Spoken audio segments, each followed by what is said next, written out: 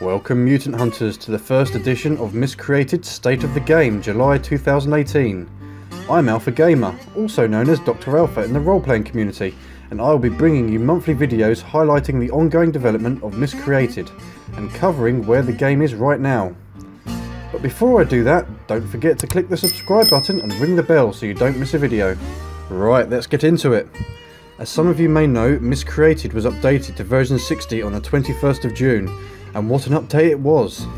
It seems that the devs finally had to admit that they were losing too many players and gaining a lot of negative reviews on Steam because of one main issue: storage. That's right, for too long they stuck to their guns, restricting storage to one small crate and one large crate if you knew the crafting recipe. Players resorted to hoarding vehicles for storage, and if you were lucky you could find tents for even more space. But the people were not happy and just wanted more crates to hold all their glorious loot. Since day one, the devs have defiantly stood by the decision to limit loot because they didn't want Miscreated to become like Rust, where people collecting loot to, well, just look at it. They also explained that it was also to save server memory from causing lag issues when there were too many items being kept in a server at any one time. They admitted defeat and realised that sometimes you just have to listen to the masses and give them what they want, even if it goes against your vision, because it's the only way to save the game.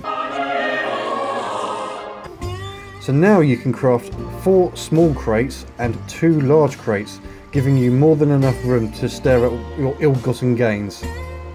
That said, when you make the effort to please everyone, you will always get that one person who still wants more. He isn't satisfied until he owns all the loot on the server and still continues to whinge until he gets it. Besides storage, the next biggest thing to hit Orca is the amalgamated kiosks. So what are they? Basically, they are a special storage device you can place any item in, and it's tied directly to your Steam account. This means that nobody can raid or steal it from you. Look! Just look! Go into your Steam inventory and it's just sitting there. This is an extra storage system in addition to the crates. But the difference is, you can store an item in one server and extract it from a completely different server. This will make players server hop to farm potentially dead servers to claim extra loot to then use on their main server. But it does come at a cost. You can't just empty your sack into the kiosk and flood other servers with loot quite so easily. Each item requires Amcoin ledgers. These are a new currency within the game. Depending on the value of the item will vary on how many coins you will need to place an item in the kiosk. You will also need coins on the other end to extract them. So where do you find Amcoins, I hear you ask? Well, if you have already been playing for the last 2 weeks, you already have worked that out. But if not, you can find coins on dead mutants, cash registers, ATMs, phone boxes, and well, the other traditional way of getting loot. Put your fucking hands up and give me your coins before I rinse you out, you cunt! You will find the kiosk buildings scattered around the island, and there is even a special kiosk that you can keep at your base if you have a vehicle with a towing cable, that is. So now your wallet is bursting at the seams. You may also need crafting guides. Well, you no longer have to spend weeks trying to find that one guide you're after, because players can store guides in their Steam inventory and sell them for real money on Steam. You can buy every missing issue you need within 5 minutes, so in short, you can actually now make money playing Miscreated. But stop right there! Before you quit your day job and buy that expensive sex robot you have always wanted, take note that selling Miscreated goods on Steam will not make you rich. Most guides will sell for pennies, except a few of the rarer ones that do cost a little extra. Holy fuck, how much? Moving on. We have a new vehicle added to the game. That's right, you will now be able to find spawnable jet skis. They require the usual vehicle parts to get running, and they hold 2 people. Now you can race around the island in style.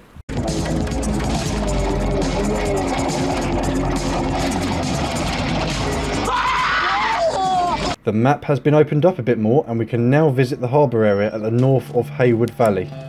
The harbour has many buildings with great industrial loot to find, and Hayward no longer feels so barricaded as it used to, as many of the concrete walls have been taken down.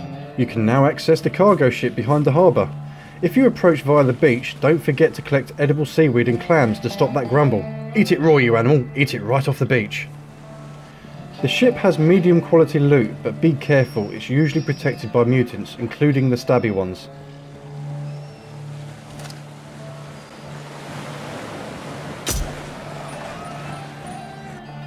Climb the stairs to reach the bridge, and if you are lucky you may find a decent weapon. If you enjoy doing a bit of parkour, then the ship is for you, as there are multiple containers to climb to find extra hidden loot. Just remember to carry energy drinks for when you run out of stamina.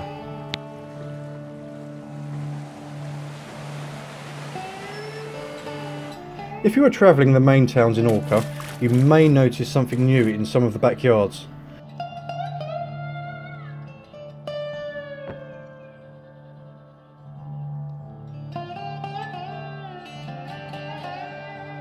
Residential bunkers are now in. These are pretty much fallout shelters that you can access via a ladder and explore. Each bunker is designed slightly differently and will contain random loot. The bunkers are primarily designed as safe havens for players during rad storms. They all fit the apocalyptic theme and look very cosy. I want one. In some of the rural farm areas you can also find some partially completed homemade shelters that are just holes dug in the ground and held up with lumber. For your low tech, on a budget type of resident who has lost his Polish construction worker before he could finish the job. Semi-trailers are now added to the game and you can find them in fixed positions around the map. Each one has a subtle difference and contain random loot. It is understood that the devs are also working on an actual semi-truck to add at a later date. It is unconfirmed if the truck will be drivable or if you can attach the trailer so you can live out your Jack Burton pork chop dreams. Like I told my last wife, I says, honey, I never drive faster than I can see. Besides that, it's all in the reflexes.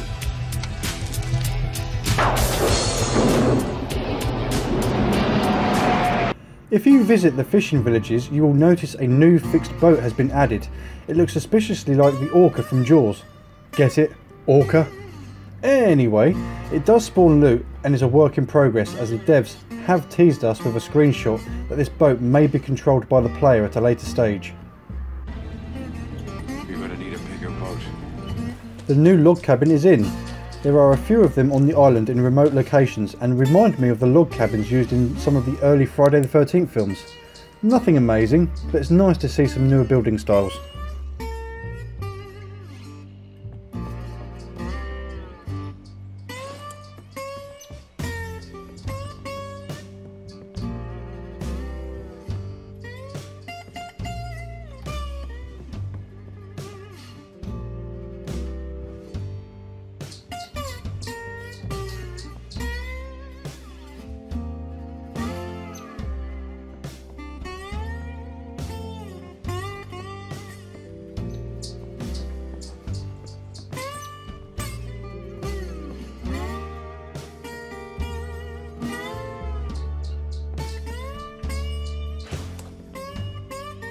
Each town has been given its own sewer. Before patch version 59, Hayward Valley was the only town with a fully functional sewer system, but now you can explore sewers in all big towns. The sewers are pretty small at the moment, but are mainly designed to protect you from rad storms. There is talk that every sewer system throughout Orca will all be connected, meaning you will be able to run anywhere on the island using the sewers. This is not yet confirmed and is still a work in progress. Bunker news. The new big bunker design is not out of this patch yet, as they are still working on it, but we do look forward to exploring it when it's released. I hope it will be delving into the amalgamated lore and have research labs to explore, but we will have to wait and see when it comes out.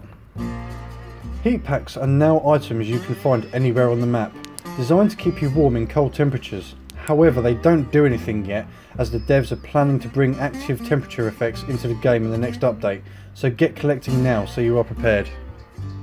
Fanny packs, or bum bags as we call them in the UK, are in. You can find them anywhere on the map or craft them yourself using cloth for an additional 3 slots of player storage.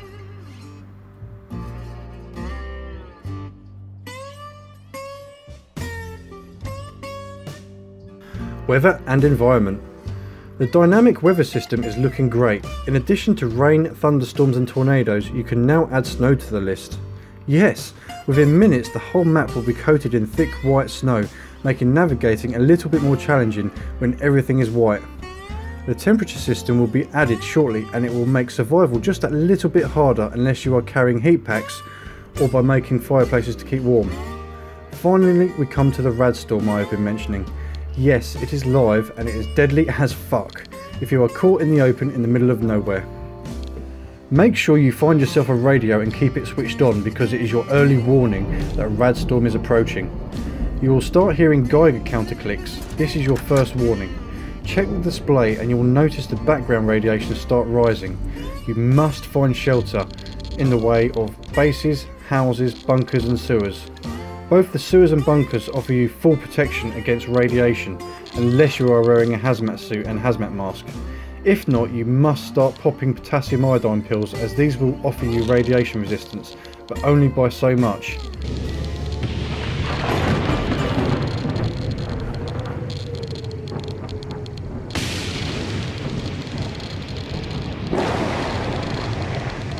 When the storm is over, pop some more anti-rad pills and you will start tripping balls.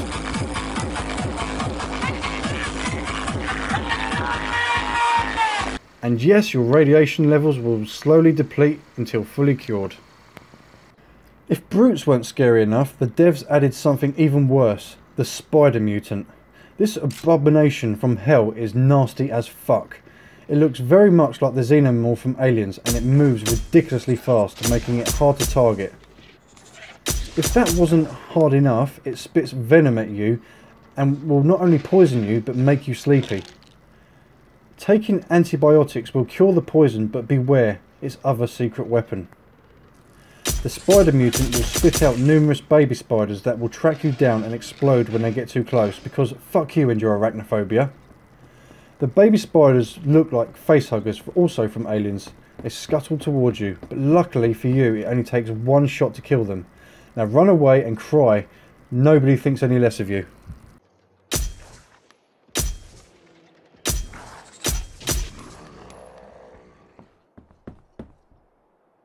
Future works in progress. Do you find that you are spending hours trying to build your base, only to find that you just cannot get those parts aligned right and waste time taking parts down and replacing again? Well, there is word that the devs are working on a snap building system, meaning that if you are familiar with Rust, you will be able to connect each base part together perfectly without spending ages trying to close those annoying gaps or finding the sweet spot for it to turn green. If it will ever let you, of course. Some people love being creative and don't want snap building, but when it comes in you can opt out of it, probably by a tick box option in the menu or a toggle key in the game. We will have to wait and see. Prone. The one thing missing from your player controls is prone. Many have requested it to either gain a tactical advantage or to just hide better so you can piss your pants at ground level. But this is an ongoing work in progress, because the game engine and map needs to be updated to incorporate prone properly. This is all down to coding and programming, and not as simple as changing stance. Cutting down trees. Many people are unhappy with the way you gather wood in Miscreated. You used to be able to hack away at a single tree forever to get endless logs, but they fixed it so each tree contained limited amounts before you had to move on to the next one. A lot of people have requested that you should be able to cut trees down like in every other survival game, but unfortunately it is not that simple. I asked a dev about this and he told me that trees are fixed geometry on the map and are not set as individual objects. So this means for you to be able to cut them down, they would have to delete every single tree on the map manually and add them back as separate models from the map. The way you search for items has changed. You no longer need to search everything. If there is a lootable object, you will see the scroll wheel icon and it will now reveal what can be taken.